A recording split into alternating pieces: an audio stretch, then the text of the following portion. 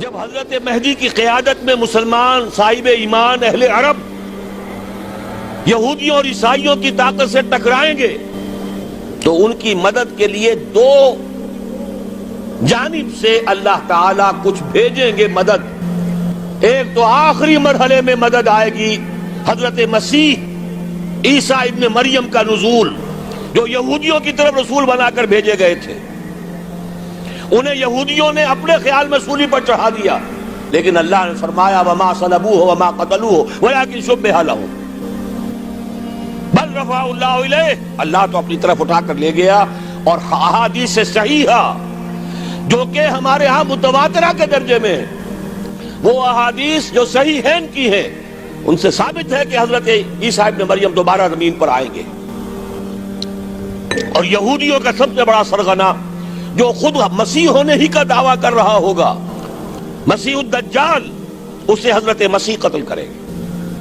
لیکن ایک دوسری حدیث سے معلوم ہوتا ہے کہ مشرق سے فوجیں آئیں گی حضرت مہدی کی مدد کے لیے۔ یخرجون ناس من المشرق یؤدون للمہدی یعنی سلطانہ، مشرق کی طرف سے فوجیں آئیں گی کہ جو مہدی کی حکومت کو مستحکم کریں گی۔ خراسان کا لفظ آتا ہے ایک دوسری حدیث میں، خراسان سے سیاہ عالم چلیں گے، انہیں کوئی نہیں روک سکے گا یہاں تک کہ وہ یروشلم میں جا کر نصب ہو جائیں گے۔ اور حضور کے زمانے میں اچھی طرح سمجھ لیجئے، ہند کسے کہتے تھے حضور کے زمانے میں؟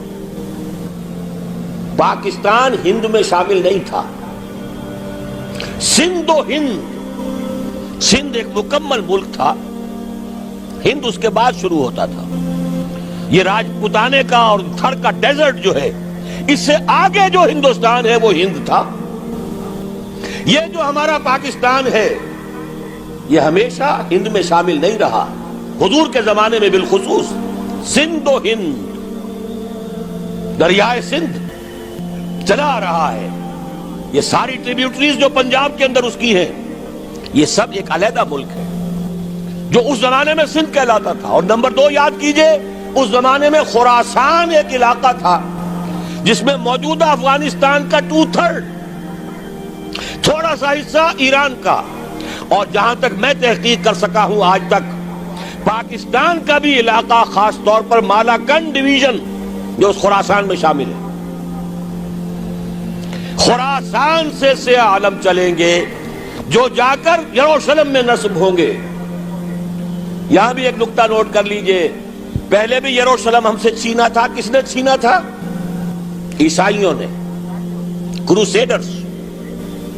واپس کون لیا؟ کس نے لیا؟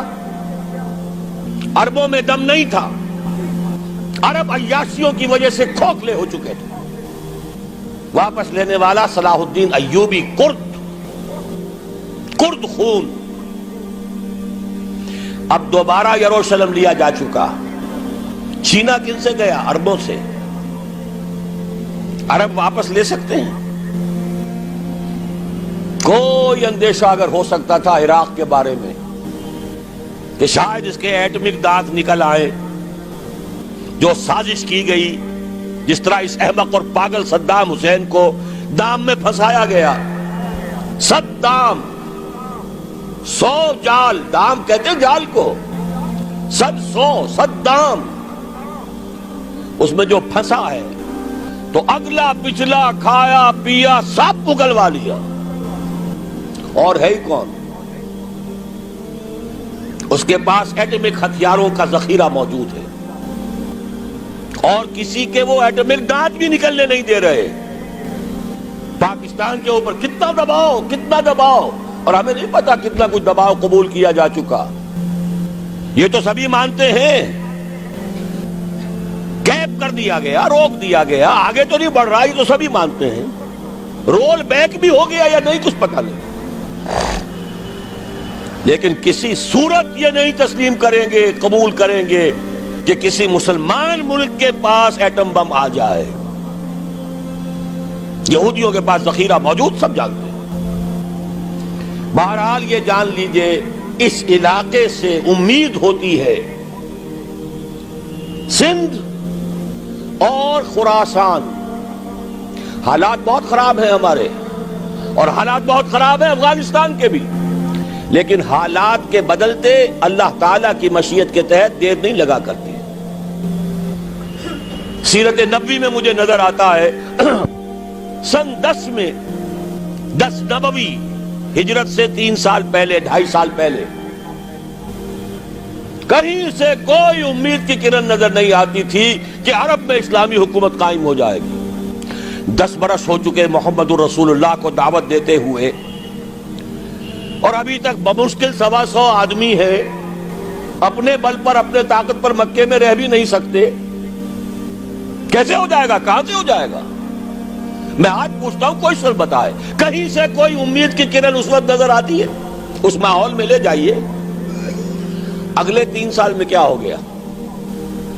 پہلے سال 6، اگلے سال 12، اس سے اگلے سال 72، اور بیعت عقبہ ثانیہ، ہجرت، اور وہاں سے اب حضور کی طرف سے شروع ہو گیا انیشیٹو۔ تو ہم نہیں کہہ سکتے اللہ تعالیٰ کی قدرت، اللہ کی مشیت۔ یہ یقین ہے کہ دنیا کے خاتمے سے پہلے نظام خلافت قائم ہوگا، اور تمام دنیا میں ہوگا۔ ظاہر ہے کہیں پہلے کسی ایک جگہ سے ہوگا، جیسے حضور کے زمانے میں ہوا۔ اگر بیک وقت پوری دنیا میں ہو سکتا تو حضور کے دست مبارک سے ہوتا۔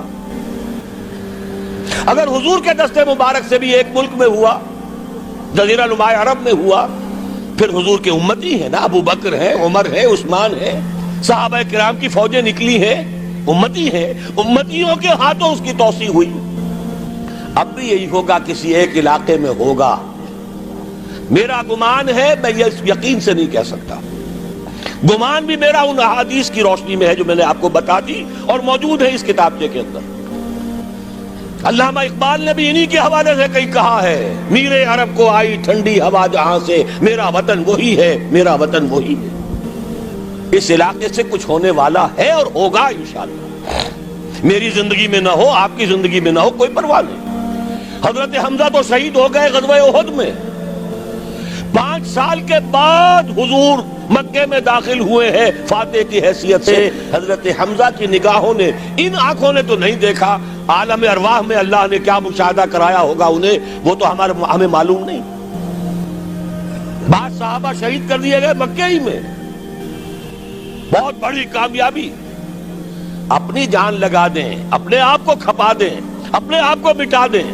جس طرح روڑی کوٹ کر بنیادوں میں بھر دی جاتی ہے، ہماری ہڈیوں کا چورا بنا کر اور ہمارے خون کے اندر اسے گوندھ کر اگر وہاں ڈال دیا جائے، اس سے بڑی سعادت کوئی نہیں۔ اس پر تعمیر ہو خلافت علی منہاج النبوہ کی، ہم اس کی بنیاد کے اندر دفن ہو جائیں، یہی بہت بڑی سعادت ہے۔ لیکن یہ ہوگا، میں نے عرض کیا تھا کہ یقین ہے مجھے کہ ہوگا، اور ہر صاحب ایمان کو یقین ہونا چاہیے کہ ہوگا۔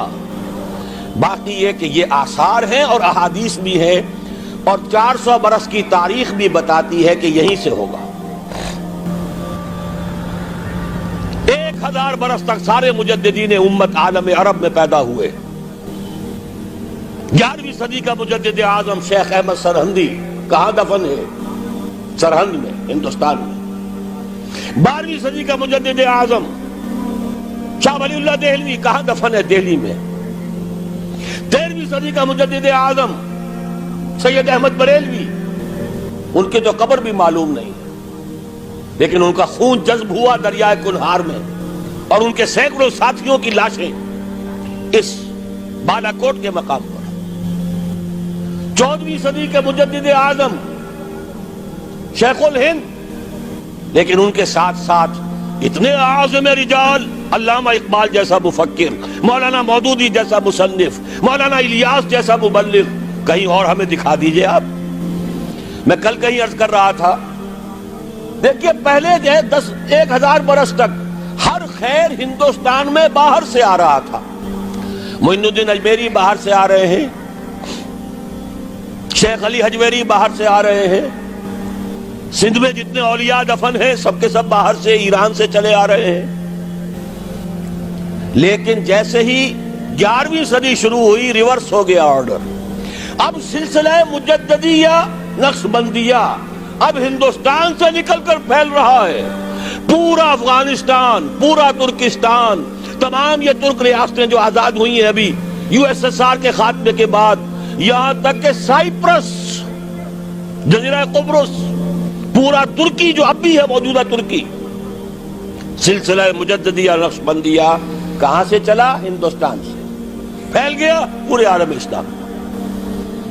مفکر، علماء دین کا اور تمام علوم دینی کا مجدد شاہ ولی اللہ دہلوی، خالص ترین جہاد فی سبیل اللہ دور صحابہ کے بعد جماعت مجاہدین جام شہادت نوش کیا، سینکڑوں ہمارے مجاہدین۔ پھر 14ویں صدی میں اقبال جیسا مفکر، مودودی جیسا، دوبارہ دوہرا رہا ہوں، مصنف، مولانا الیاس جیسا مبلغ مجھے تو کہیں نظر نہیں آتا۔ تمام مسلمان ممالک آزاد ہوئے، کہیں اسلام کا نام نہیں لگا، نہ سرکاروں نے نعرہ لگایا، نہ کہیں کسی اور نے نعرہ لگایا۔ عربوں نے بھی عرب نیشنلزم کا نعرہ لگایا، اسلام کا نعرہ نہیں۔ تحریک پاکستان میں نعرہ لگا، پاکستان کا مطلب کیا؟ لا الہ الا اللہ۔ صبح عرض کر چکا ہوں، تحریک خلافت پوری دنیا میں کہیں نہیں، صرف بر عظیم پاک و ہند میں۔ اور کیسی تحریک خلافت کہ ہندو شریک ہوئے، گاندھی شامل ہوا، پورے ہندوستان کو جس نے گنجا دیا۔ یہ دوسری بات ہے کہ جب خود مصطفیٰ کمال نے ختم کر دیا تو اب کیا کرتے؟ مدعی سست گواہ چست۔ نوٹ کرنے کی بات ہے، کچھ آثار ہیں، 400 سال کی تاریخ ہے، بتا رہی ہے پاکستان کا قیام خود ایک معجزہ۔ یہ ساری چیزیں مشیت ایزدی میں کسی بڑے خیر کا پیش خیمہ ہے۔